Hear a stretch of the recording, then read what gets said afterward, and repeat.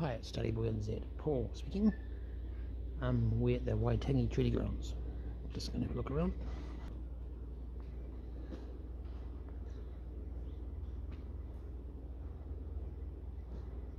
I'm going to be going on a guided tour.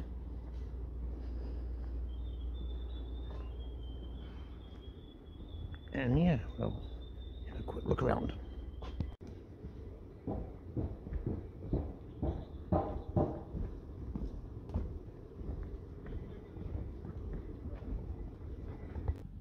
So we're up on the treaty grounds now. There's our flagstaff. And this is the Busby House.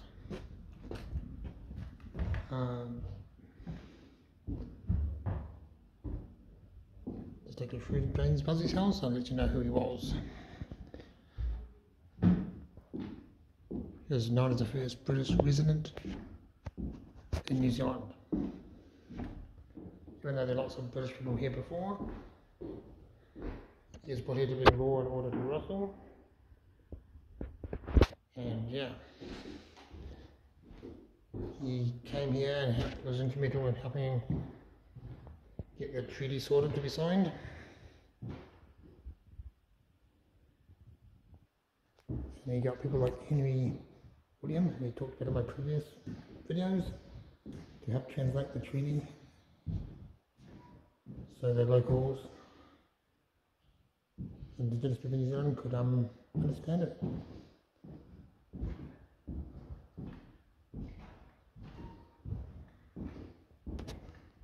So this was his house. I mean, some of this is added on. I mean, this is added on, and you can see how the house was built. Right there.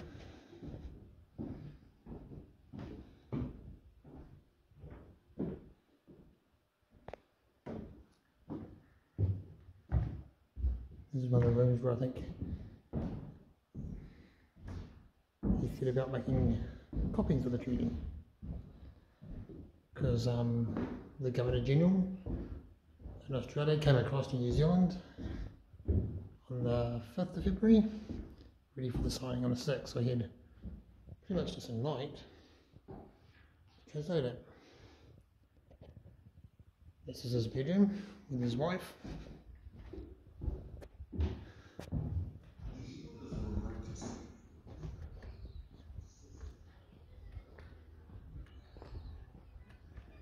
Flagstaff. This flagstaff I think was built in the 1950s.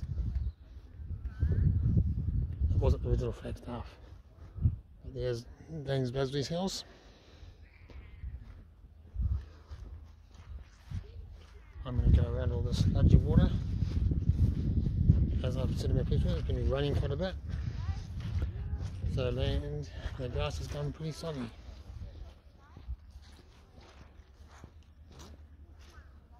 Over here you see the gazebo tent. This is where the tent was set up on the 6th of February 1840. So it's obviously not the original tent, but this is the spot where it was.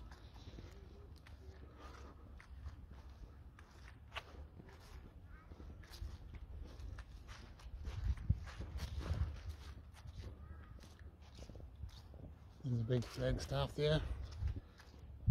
Looking back to the Busby house.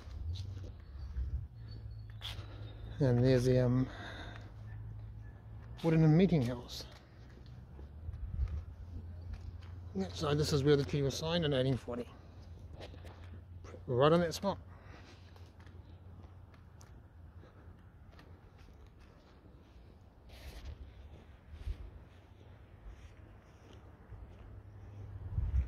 So this is quite a bit brushing over all the details, give you the basic information.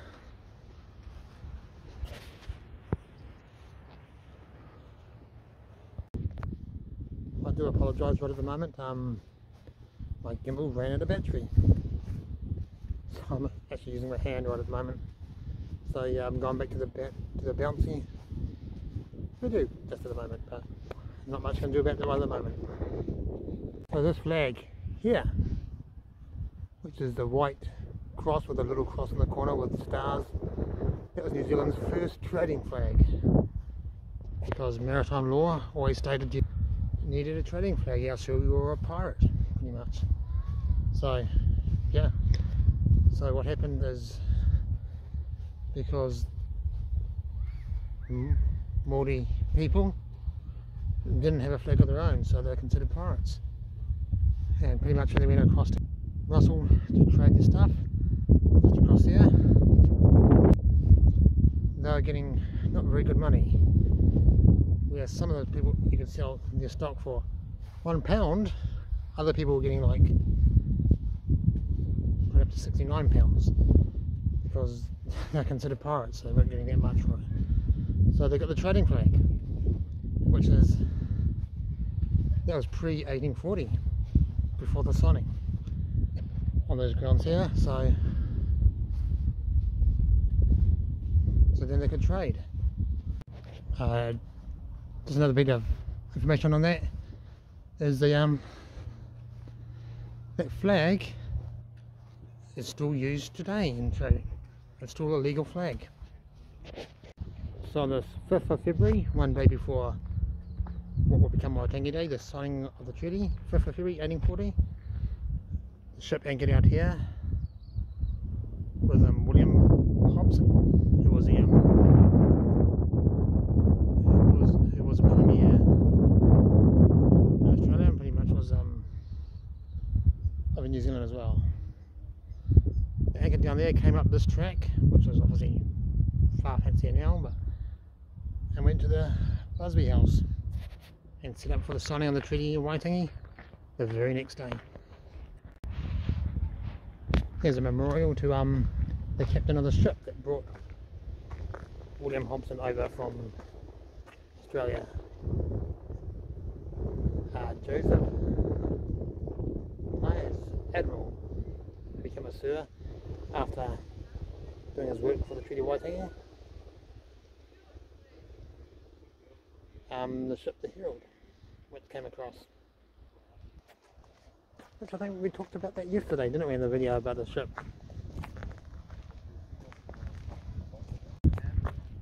Now here's some of the canoes here. This one on the left is a war canoe, so it's smaller, they carried warriors and stuff. The big one over there,